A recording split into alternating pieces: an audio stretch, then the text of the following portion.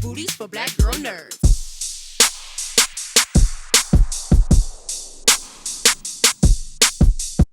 Hi, Hi, Jeanine. Jamie. Hi, nice to meet you. Thanks so much for taking the time to speak with me today. Oh, I'm so happy to. I love you guys. I've read a bunch of your stuff. Oh, that's so nice to hear. Thank you. So I found it so fascinating that Eva has so much humanity inside of her, showing empathy and sympathy for others, yearning to help the innocent, yet she's never been exposed to another human being. And I wanted to know from you, is there a story or is there a lesson in that humanity is not a learned trait? My gosh, I love that.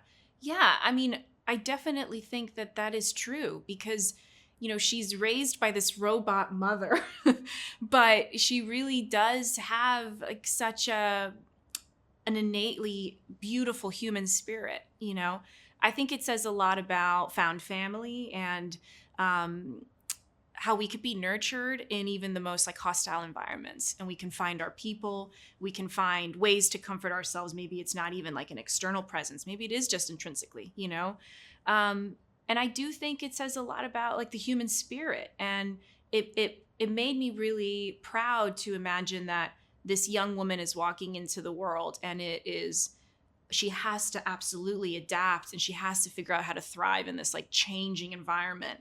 But she also has this instinct to love and be loved.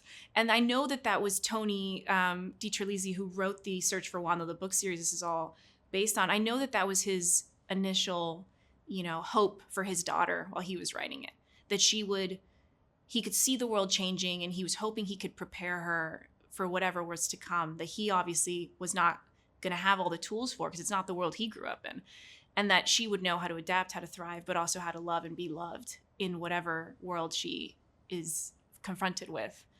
I love that messaging. I'm totally with you on that. It's beautiful. It's such a beautiful message and such a beautiful series. I mean, I gobbled it up in one sitting, watching all of these episodes.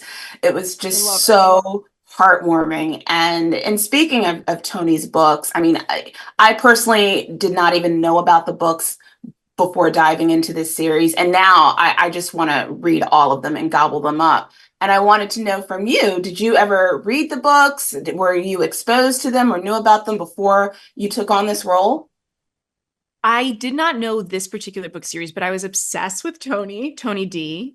If you meet him, you can be like, Jeanine said I can call you Tony D. That's his name. And Tony D did Spiderwick Chronicles.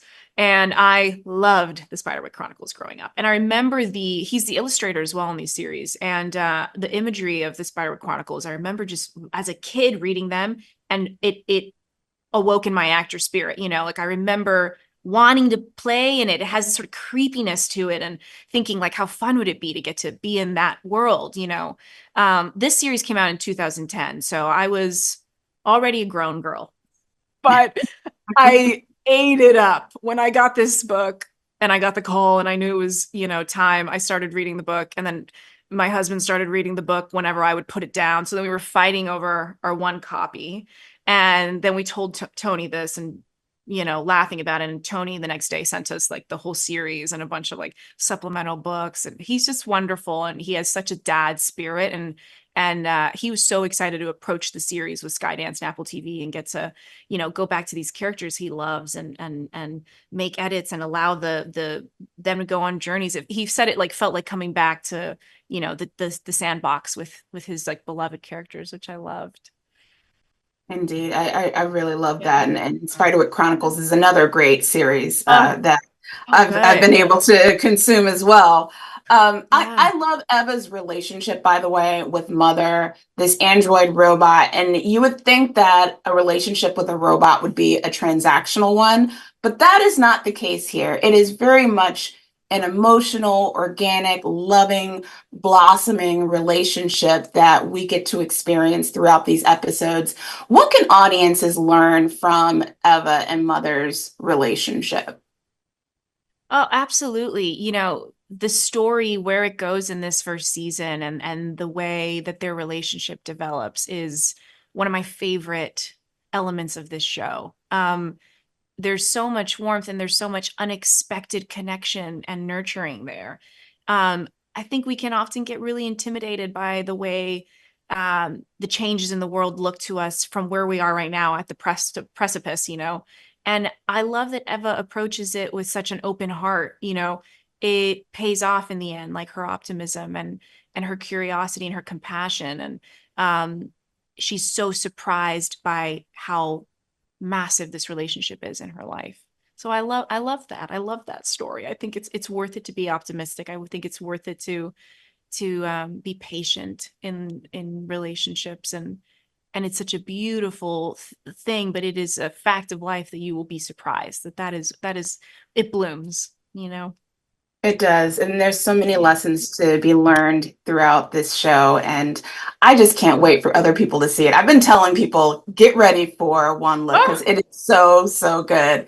So, I Jeanine, love thank you so much for taking the time to speak to Black Girl Nerds. I really appreciate the conversation and I can't wait for the show to come out. Oh, thank you so much. I'm an honest fan, and I am so glad you love the show. It makes me happy. Oh, great to hear. Thank you. Take Thank care. you. Hi, Hi, Tara. Jeanine. Hi. Thanks so much for taking the time to speak with me today. I really appreciate it. Thank you for having me.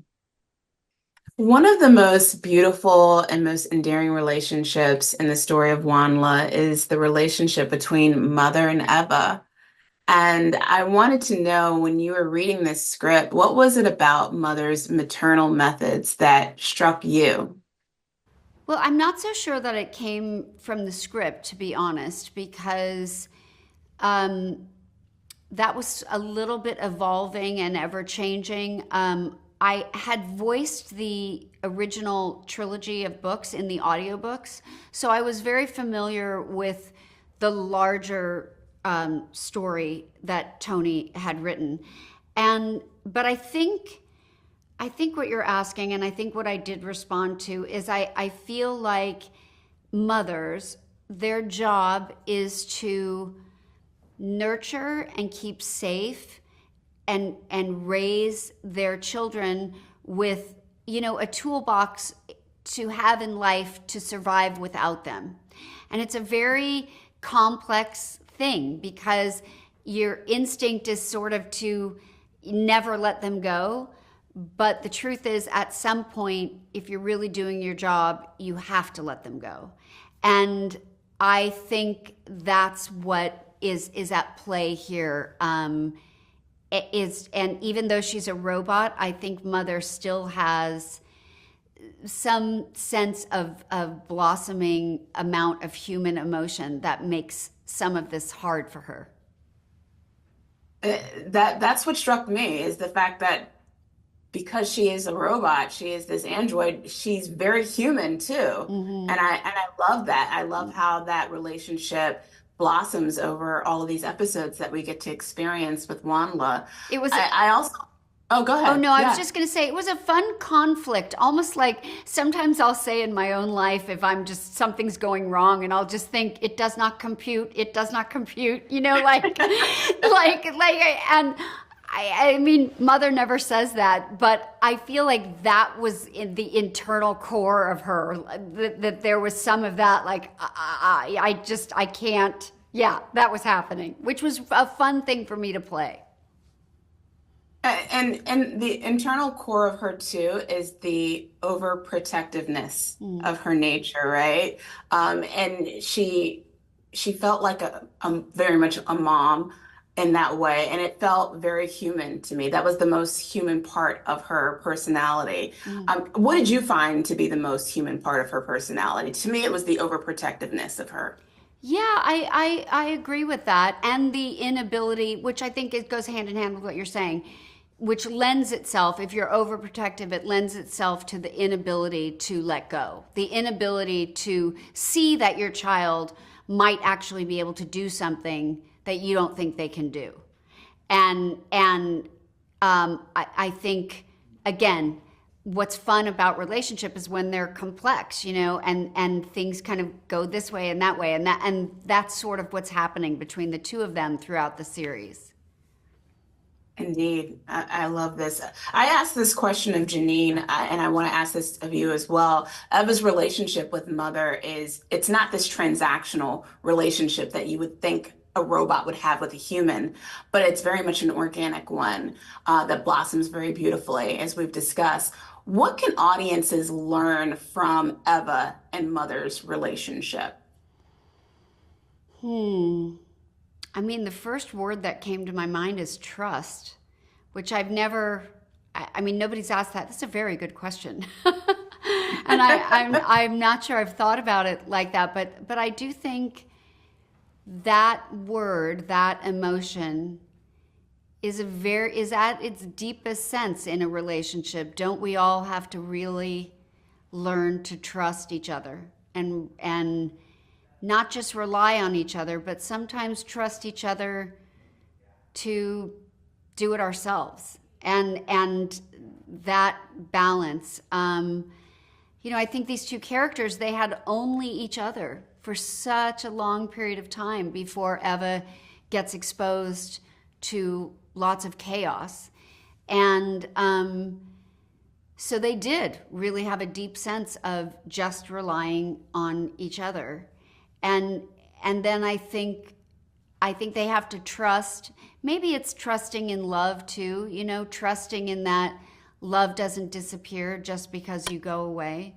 Maybe that's part of it too. Indeed. What a beautiful, heartwarming story. It was an Oh, emotional roller coaster for me going through each of these episodes, and I really enjoyed your performance. And thank thank you so you. much for taking the time to speak to Black Girl Oh, thank Nerds. I you really for appreciate it. thank you for those nice words. Thank you so much. Yes. Hi, Bobs. So nice to meet you. Thank you so much for taking the time to speak with me today. Hey, Jamie, you always come up first whenever I search for the show. Really? The Black Girl Nerds site comes up every time. So congratulations on that. You're kicking the algorithms or whatever's going on. No. That's awesome. I'm glad that our SEO is on top of it. Well, thank you, Bobs. I absolutely love this show. Before I kick off the interview, I just want to give you guys props because I was so dialed into this. I watched all of the episodes and I tuned in pretty late when I watched it. And I was up till the wee hours of the morning just watching each of the episodes. It took me on this emotional roller coaster. And I just love how it's just so endearing. And really, it's a universal story. Like, I, as an adult, can enjoy it, kids can enjoy it. So I really found it to be just a compelling and engaging and interesting narrative. And I am not privy to the books at all. So I can't imagine for the book readers what they're in for when this comes out. So congratulations on this project. Well done. I have nothing to add to that. That was awesome. Thanks for being here.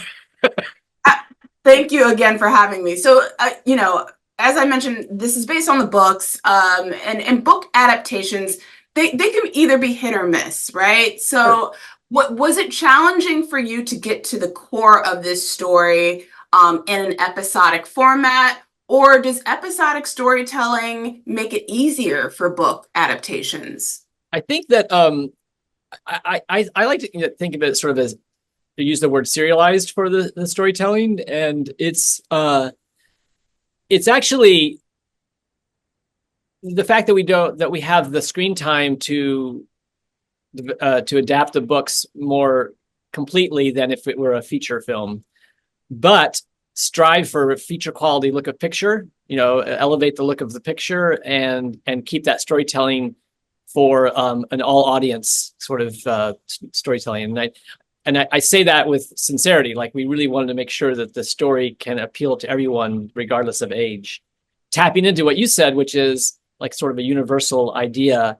Tony DiTerlizzi, who wrote the books, and he was right along with us all the time as we sort of adapted it. He was excited to get his toys out and play with them again. But he wrote the books. What was inspiration for his books was his own daughter, and the idea that he was going to be sending his daughter out into the world, and the world he would be sending his daughter out into is different than the world he went out into when he was younger.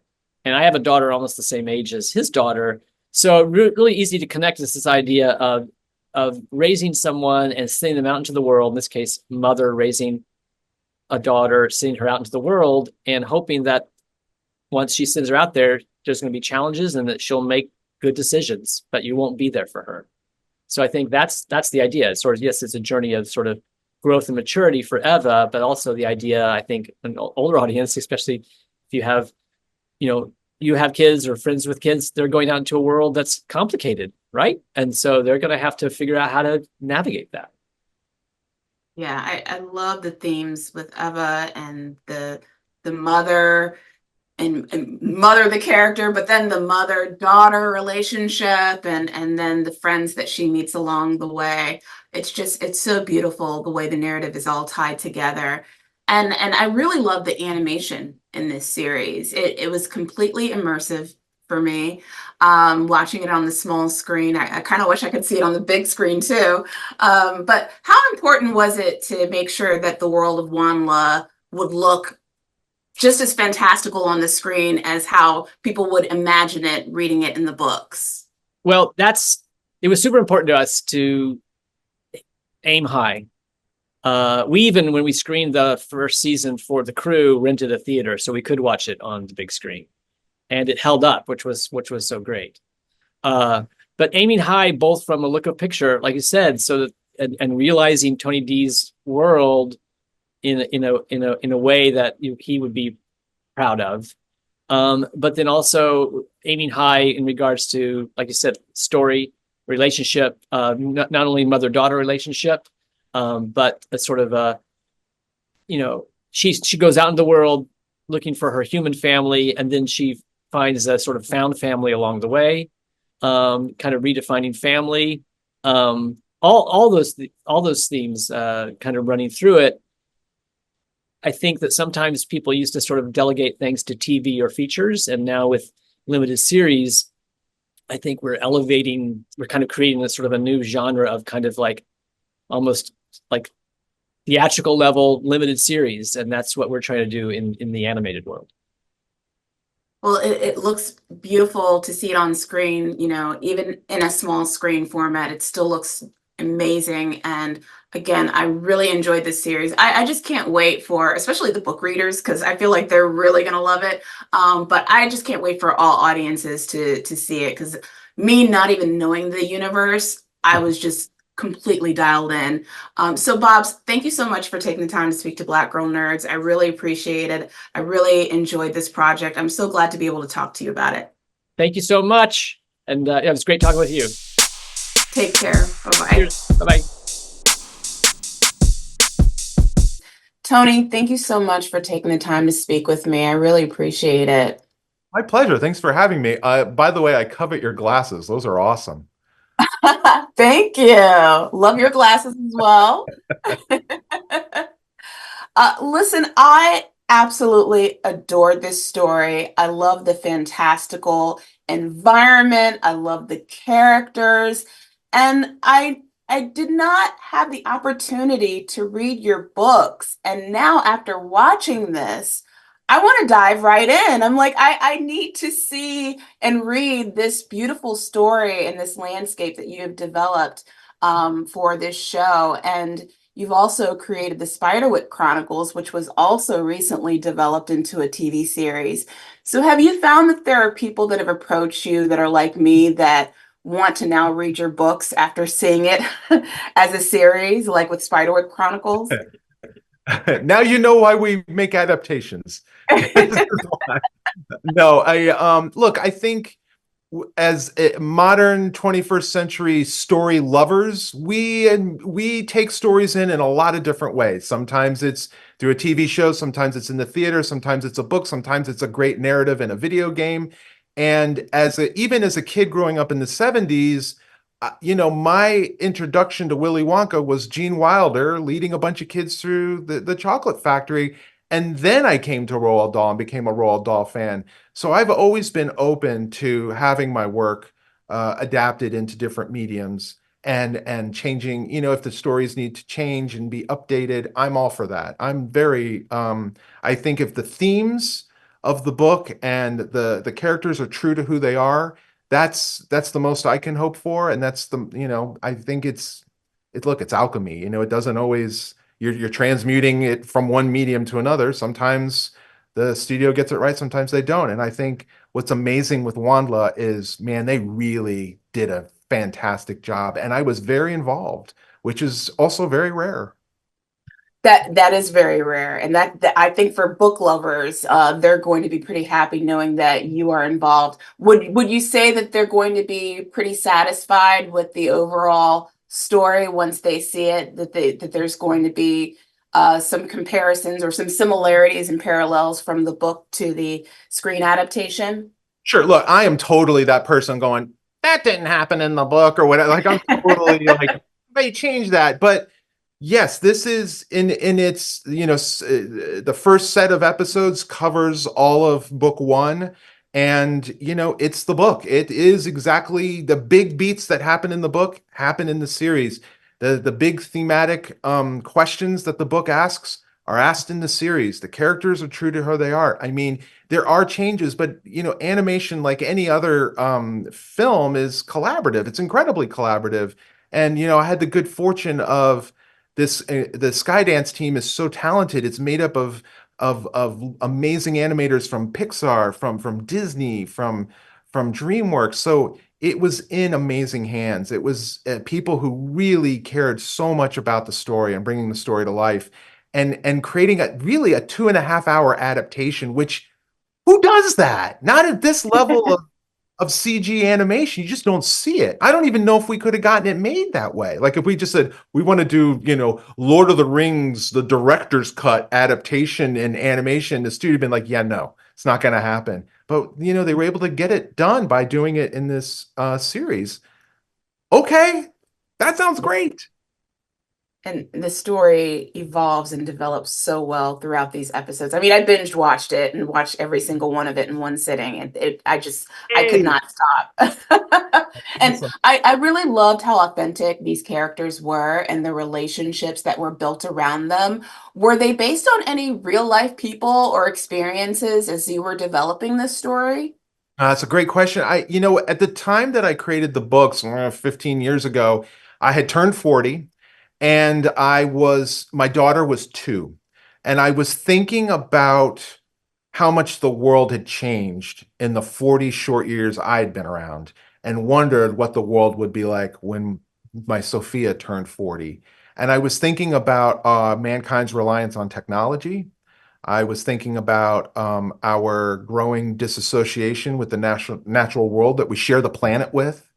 And I was thinking about the people in my life that I considered family, even though they weren't flesh and blood, but had impacted my life in all kinds of ways and were so meaningful to me. So all these thematic aspects were what I was contemplating in the books. And as you now know, are very evident in the show. But I think as far as characters and who they are, again, as a young parent, I was kind of like, am I going to be a helicopter parent and like, duh, don't fall, don't go out, don't do the thing? Or will I be like, a kid of the 70s, which I was, where my dad's like, be home when the lights are on, you can go a mile this way, a mile that way, and, I'll see you then. And that's kind of, that's Muthr and Rovender. That is me as a parent trying to figure out, what kind of parent will I ultimately be? And, the truth is I'm a little bit of both. I think as probably most parents try to be, loose enough to let your kids explore and do things, but also protective. Rovender is my favorite character, by the way. Such an endearing character. Well, Tony, thank you. By Gary Williams, an amazing voice actor. He's done a lot of animation. Amazing. We've talked to him many times, and he is absolutely a thrill to talk to, and a lovely, lovely man. So, Tony, thank you so much for taking the time to speak to Black Girl Nerds. I love this story, and now I got to read the books. Thank you. So, I hope you enjoy I it. appreciate it. Yes. Take care. Yeah. Bye.